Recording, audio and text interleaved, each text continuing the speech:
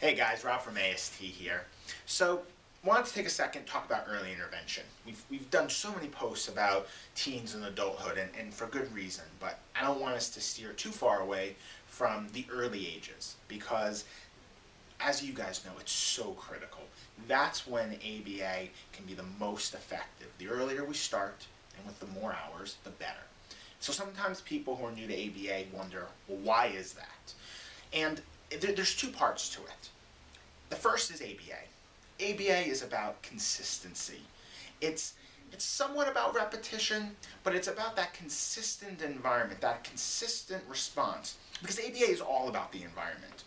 As we've talked about in some previous posts, our environment is what shapes our behavior, and we want to create clear and predictable contingencies so we have a clear and consistent environment for our early learners. And that's what's going to help build up the skills. The other part is that repetition is creating more and more and more opportunities. Again, this is a science. It's not something you're just going to learn instinctually. It's not something that you just wake up and say, oh, now I know ABA. I should have known it all along. It's a science that needs to be taught, and then it's a science that needs to be practiced that your child needs to see again and again and again. Just like any other early learner, we need to make sure that we're teaching them in a consistent manner again and again. But then there's the other piece, the human development piece. In these early years, our brain is still developing, and that's for any young child. At 2 years old, your brain is still developing. It's still forming what it's going to be when you become a child and then eventually a teenager and adult.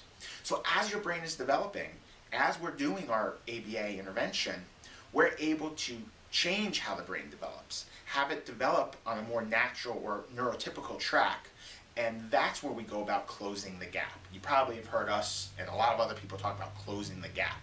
It's that intense ABA again and again and again while the brain is developing, changing that developmental track of the brain and getting it back on track with what is considered neurotypical. So that's why we need all that ABA, and that's why we want it in place. You'll also hear us talk about natural environment. Let's get this intensive early intervention with natural routines, and that ties back to generalization. We want to do this learning again and again in a whole lot of different places so that it's happening everywhere while the brain is still developing as fast as it can. So really broken down, hopefully a good layman's explanation of why we do what we do. If you have more questions, please let us know. More info at autismtherapies.com. Post them on Facebook, or even give us a call. You can reach me at 866-278-1520. Take care, guys, and I'll talk to you later.